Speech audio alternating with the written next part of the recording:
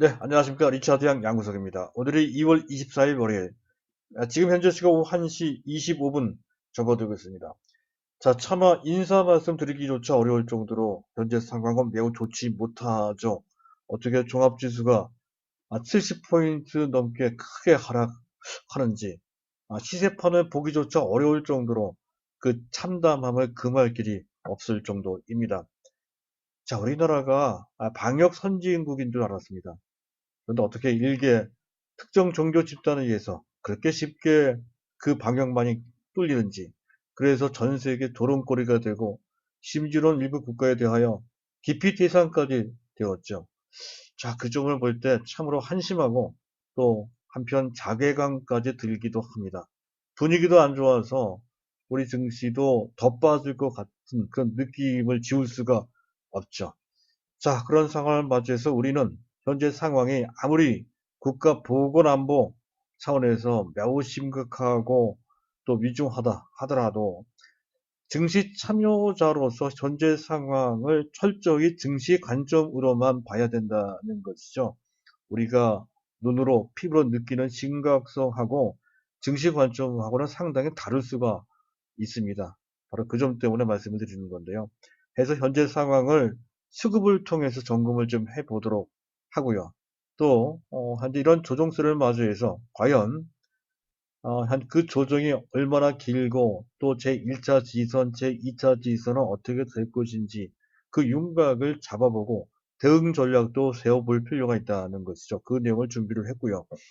그리고 이렇게 나쁜 상황에 전개될 때일수록 어두운 면만 봐서는 안 된다는 것이죠. 우리 포트폴리오의 미래는 삼성전자에 달려 있습니다. 현재 삼성전자조차 주가가 빠지고 있는 그런 상황입니다만은 삼성전자의 미래는 매우 밝죠. 그 점은 누구나 다 알고 계실 겁니다. 그 전에 삼성전자에 투자를 할 때 10년 앞을 보고 투자를 하자고 했습니다. 그랬을 때 삼성전자는 단기 내에 목표 가격은 10만 원 정도가 되겠지만 10년 후에 삼성전자의 목표가는 최소한 20만 원 내지 30만 원까지도 올라갈 수 있다라고 이제 말씀을 드린 바 있었는데요.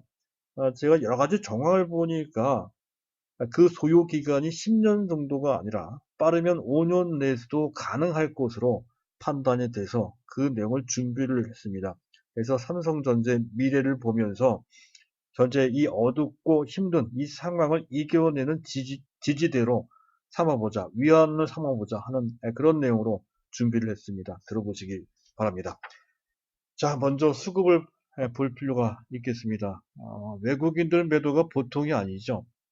한 6,500억, 아직 1시 20분 정도밖에 안 되는데 벌써 6,500억 정도를 대규모로 매도를 하고 있습니다.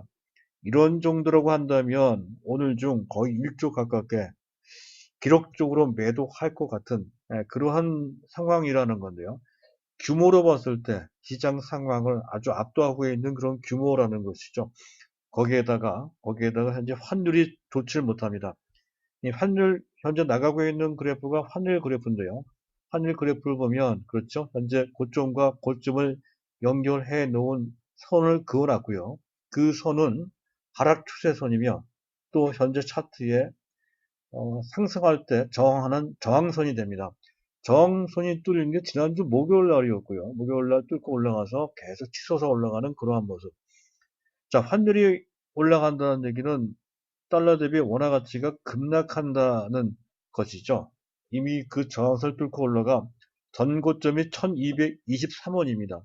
현재 지금 원달러 환율은 1217원으로서 지금 전고점 거의 근처로까지 올라가 있는 그런 상황이라는 것이죠. 이 환율 차트만 보면 이 상태에서 더 올라가 지난주에 말씀드렸듯이 현재 환율이 달러당 1300원 근처로까지 더 올라갈 수 있는 그런 모습인 것처럼 그렇게 보인다는 것이죠. 그만큼 현재 상황이 매우 좋지 않다 하는 것이고요.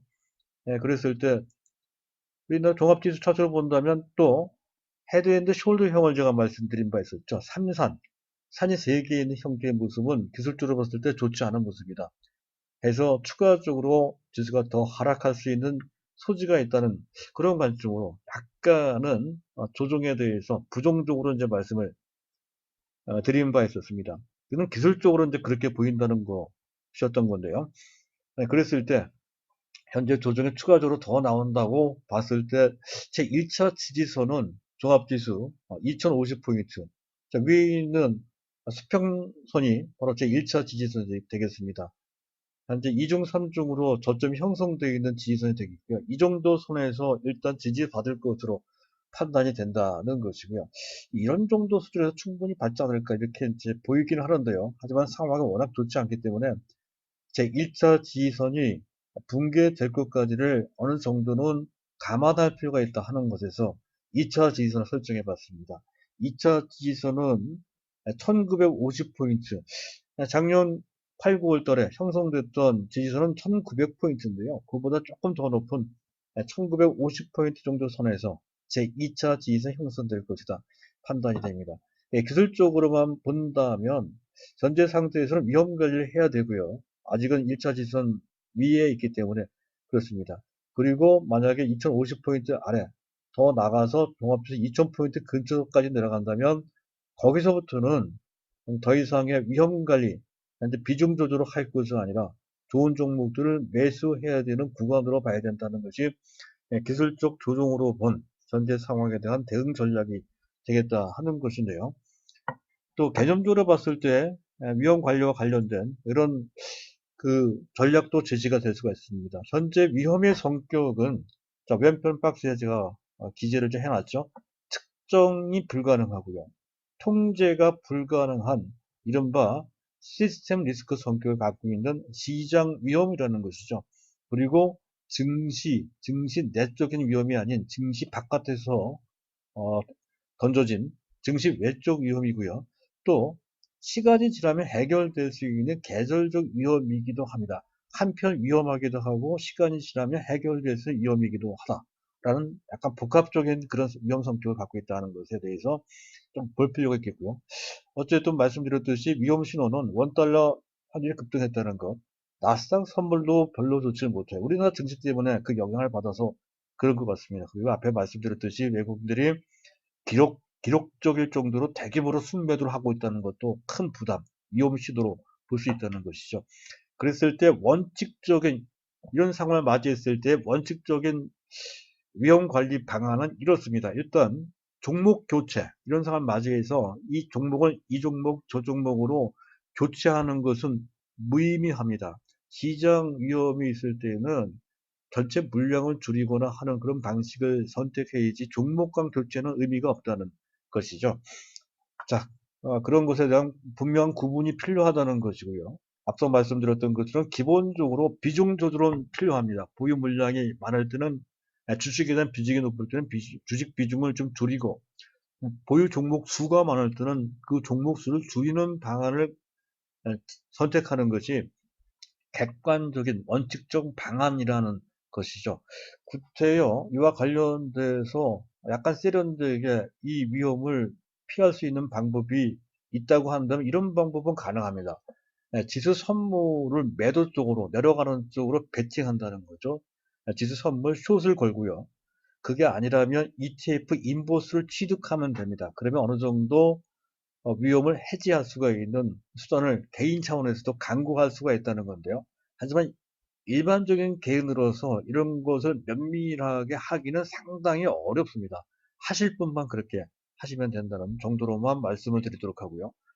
또 한 가지 그때 더 말씀드린다면 현재 달러나 금 같은 안전자산을 매입하는 방식도 한 가지 방법은 됩니다.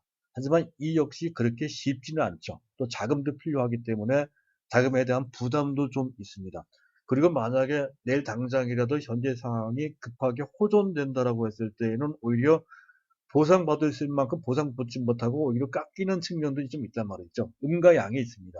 만약에 현재 위험을 피하고자 하시는 분들의 국한에서 그렇게 할 수 있다는 정도로만 인식하시면 될 것 같고요.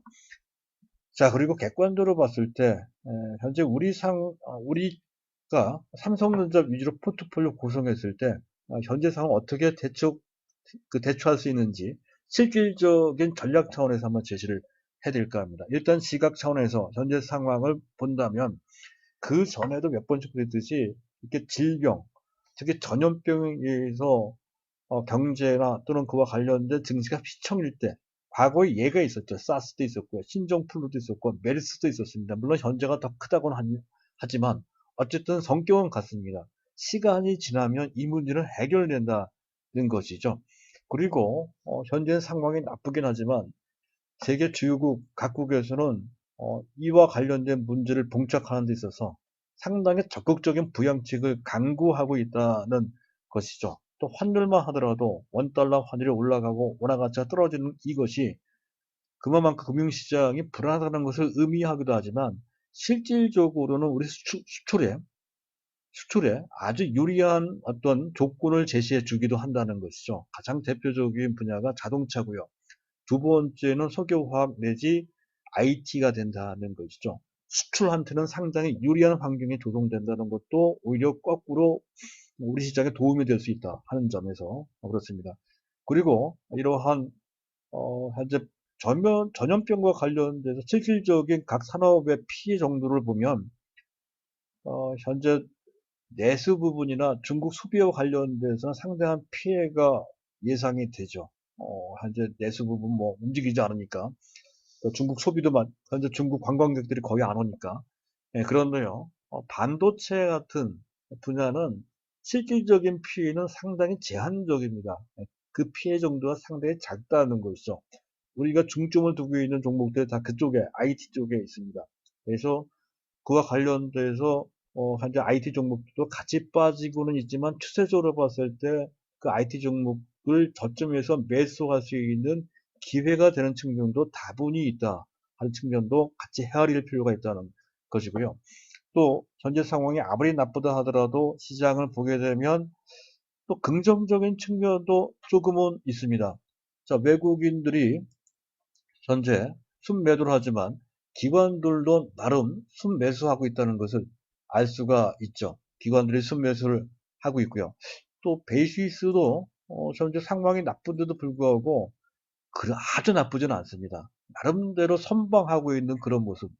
지난 주말에 베이시스가 마이너스 0.5까지 내려간 바 있었는데요. 지금은 살짝 플러스가 나올 정도로까지 회복되고 있는 그런 모습 또한 나쁜 신호는 아니다라는 것이죠. 또 궁극적으로는 삼성전자의 주가와 또 나스닥의 지수의 흐름이 지난 1월 말까지는 같은 궤적을 타고 같이 올라갔습니다. 나스닥은 여전히 상승 추세 선상에 놓여 있고요. 삼성전자는 현재 그 신종 코로나 사태 때문에 주가가 많이 빠졌습니다. 그 격차가 많이 벌어진 상태라는 것이죠. 그 얘기는 나중에 이 신종 코로나 바이러스 이 문제가 해결돼서 외국인들이 컴백했을 때에는 그 갭을 메꾸는 정도 수준의 탄력을 갖고 삼성전자가 올라갈 수 있다는 얘기가 된다는 것이죠. 그때 외국인들이 컴백하면서 삼성전자를 적극적으로 매수할 가능성이 대단히 크다는 것이죠.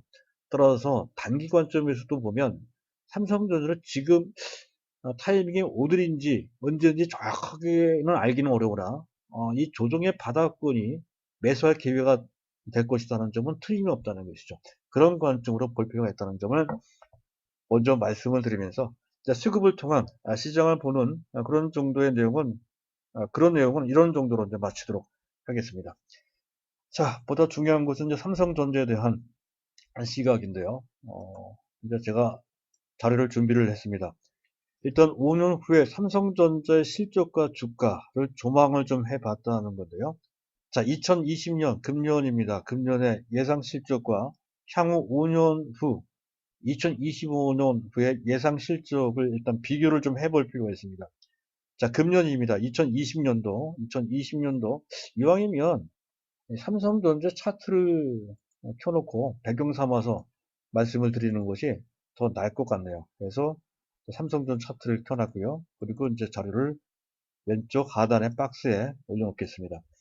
자, 삼성전자의 2020년도 현재 예상 매출은 250조 원인데요. 5년 후 2025년도에는 330조 원 정도 될 것으로 예상이 된다는 거죠. 250조에서 5년 후 330조 된다라고 하는 그런 예상은 그렇게 무리하지가 않죠. 자, 영업이익은 40조, 금년에 아마 40조 원 정도 될 것으로 예상이 된다는 건데요.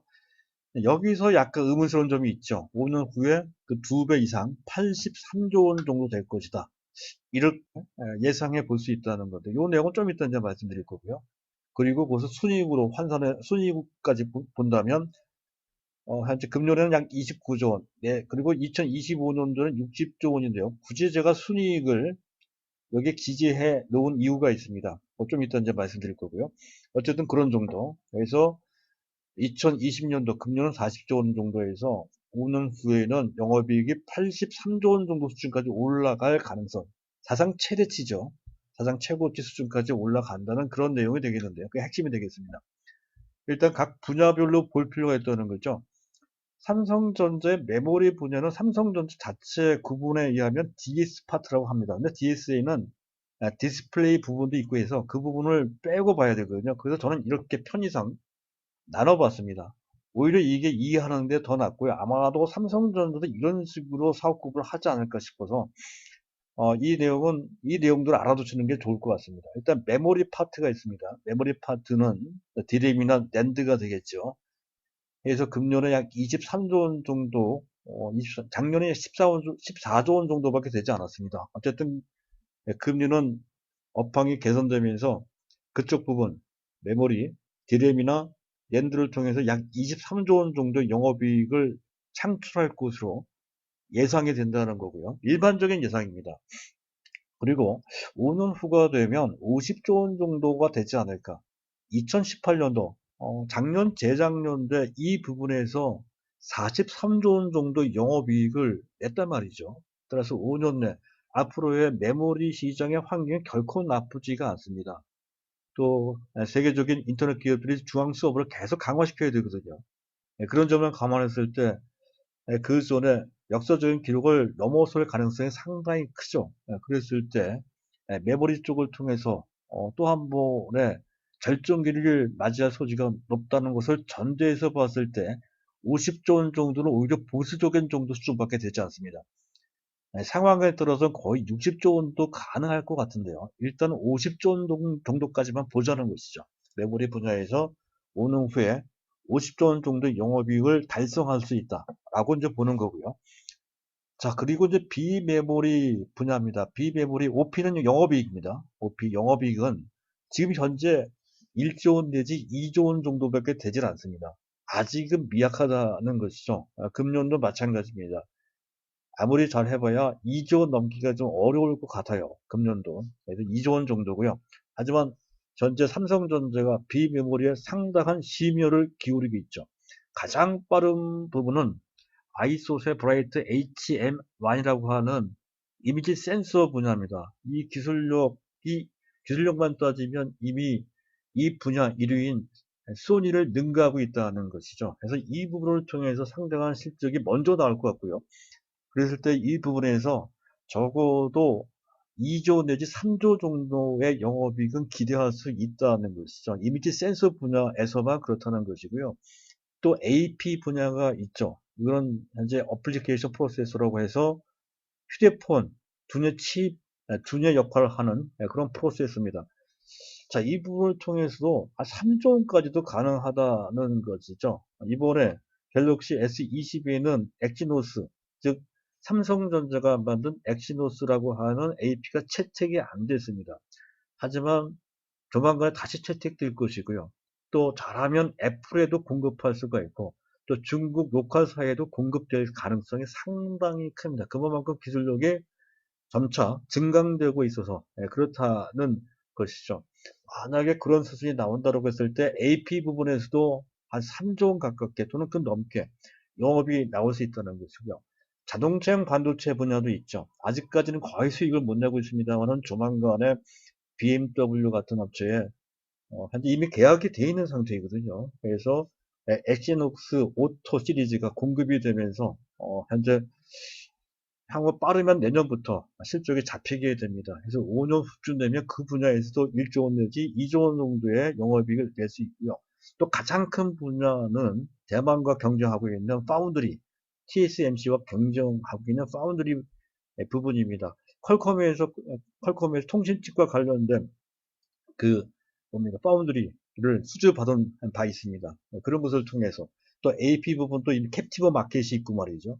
이런 것을 통해서 현재 지금 대만 TSMC까지 쫓아가기는 어렵겠지만 그의 한 절반 정도 수준까지는 쫓아갈 소지가 상당히 크다는 것이죠. 자, 그랬을 때 TSMC, 현재 파운드리 쪽에서도 적어도 5조 원 내지 많게는 7조 원 정도의 영업이익을 낼 수 있는 구조가 된다는 거죠. 그러니까 그것을 다 한 번 더 합쳐 보십시오. 적어도 10조가 넘어간다는 거죠. 12조 원 정도 적게 잡은 겁니다. 말하면 15조까지 가능하다는 건데요. 일단 12조 원 정도만 잡아보자는 것이죠. 12조 원. 그래서 앞에 얘기했던 메모리 분야에서 50조 원, 비메모리 분야에서 12조 원 정도가 되고요. 이게 IM 부분이라고 하는 것은 이건 휴대폰 부분입니다. 현재 10조 원이거든요. 이건 갤럭시 S22 호평을 받고 있고 갤럭시 G 플립이 상당히 반향이 좋습니다. 대박 칠 수 있다는 얘기까지 나오고 있죠. 그런 것을 감안한다면 12조 원이 연간 분기당 3조 원 넘어갈 것 같아요. 거의 4조 원 정도 수익을 낼 수 있는 가능성이 충분히 있다는 것이죠. 그랬을 때 이 분야 약 15조 원 정도까지 가능하다라고 판단이 되는데 약간 요건 낙관적으로 본 측면이 좀 있습니다.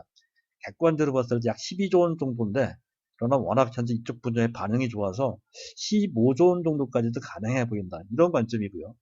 기타 부분이 있죠. 앞에 얘기했던 디스플레이 부분이 있고 또 현재 CE는 소비자 가전이라는 뜻인데요. 두 부분을 합쳐야 됩니다. 두 부분 합쳐도 사실은 5조가 채 안 돼요. 기타 부분인데요. 5조가 채 안 되는 상황인데 발전성이 아직도 아닌데 그래서 조금씩은 현재 개선된다라고 볼 수가 있고요. 그랬을 때 아마도 2025년 정도 되면 이 두 분야 디스플레이 및 가전 분야를 통해서 한 6조 원 정도의 영업이익은 가능할 것으로 보입니다. 이건 약간 보수적으로 본 겁니다. 그래서 이를 다 합치면 약 83조 원 정도의 영업이익이 나온다는 거고요. 영업이익이 83조 원이면 그럼 순이익은 60조 원 정도로 계산이 돼요. 60조 원 정도가 되고요. 순이익이 60조면 공교롭게도 삼성전자의 상장 주식수가 60억 주입니다.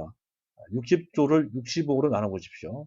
그러면 EPS, 주당 순이익이 나오죠. 주당 순이익은 60조 나누기 60억이니까 주당 순이익이 만 원이 된다는 것을 쉽게 계산할 수가 있습니다. 그래서 그것과 관련돼서 다시 한번 계산을 해보도록 하겠습니다. 일단 시가총액으로 적정 주가를 한번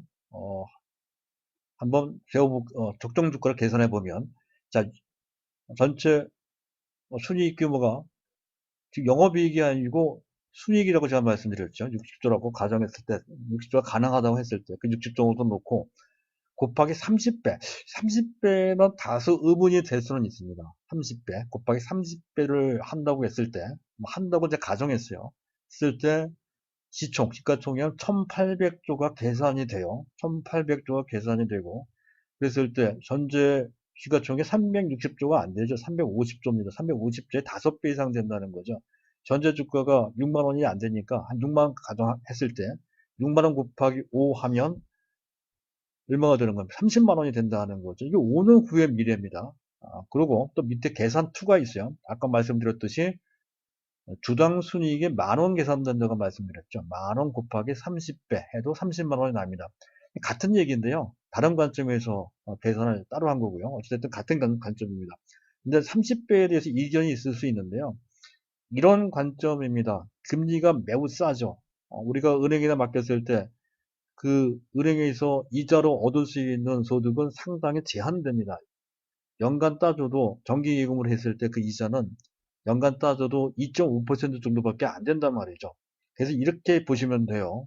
만약에 연간 임대 수입이 1억 원 정도밖에 안 되는 1억 원 정도 되는 건물이 있다고 했을 때 그 건물의 시세는 얼마가 되겠느냐 하는 관점을 한번 생각해 보십시오. 그 우리나라뿐만 아니라 전 세계도 다 마찬가지입니다. 연간 임대 수익이 한 1억 원 정도 되는데 그러면 그 건물의 시세는 얼마나 될 것이냐를 한번 생각해 보면 우리나라에서 그 답이 나오죠.